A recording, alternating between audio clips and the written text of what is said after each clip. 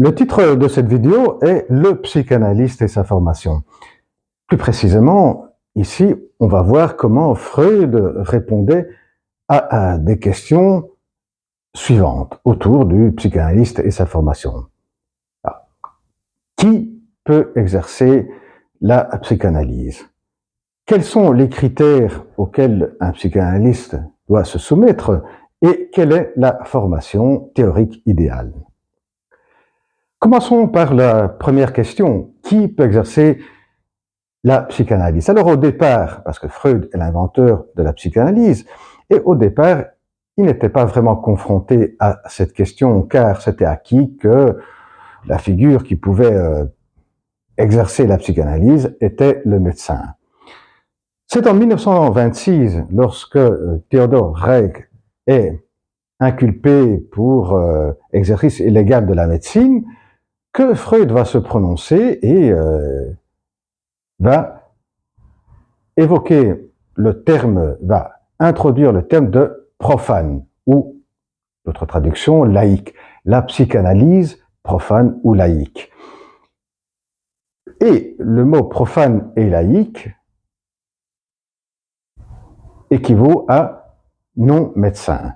Ce qui veut dire que qui peut exercer la psychanalyse est aussi un non-médecin. Il ne faut plus nécessairement que qui exerce la psychanalyse soit un médecin.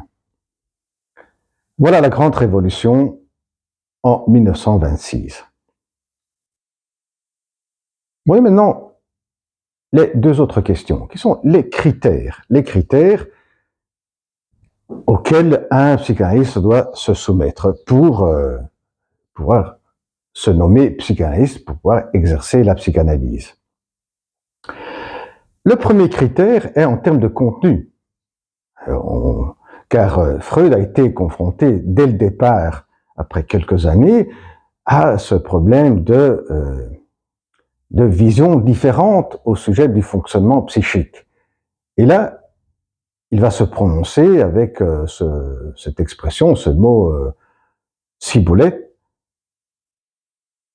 qui indique ce qui permet de dire ce qui est la psychanalyse et ce qui n'est pas la psychanalyse. Ce que, quand vous allez être psychanalyste, vous devez adhérer, sinon vous ne serez pas psychanalyste. Et il y a trois termes qui sont des mécanismes du fonctionnement psychique.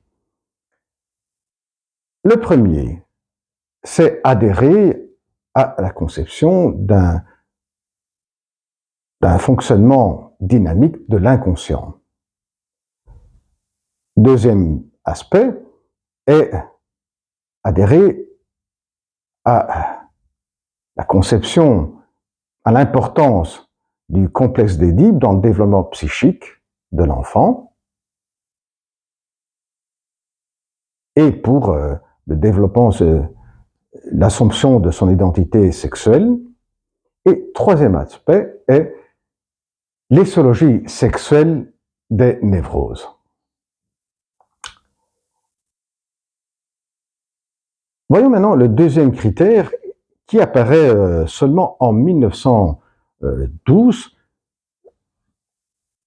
et c'est Jung qui conseille cela à Freud.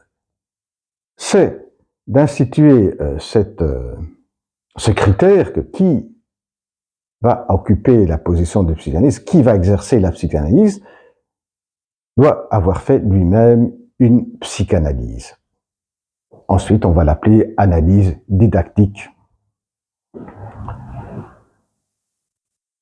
pour indiquer ce critère de, avant de pouvoir exercer la psychanalyse, d'avoir fait soi-même une psychanalyse.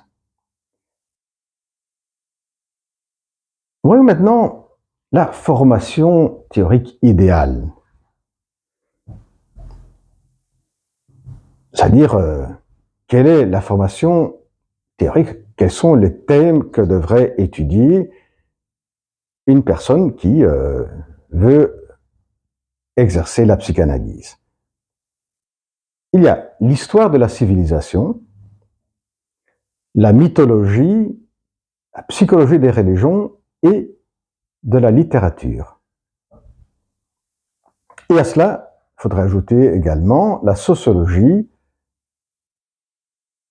l'anatomie, la biologie et l'histoire de l'évolution.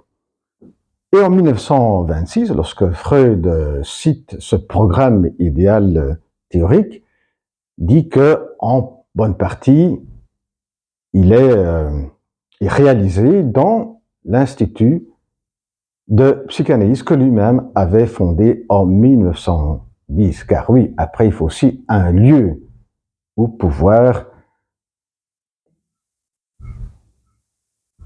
réaliser un programme idéal théorique pour les futurs psychanalystes.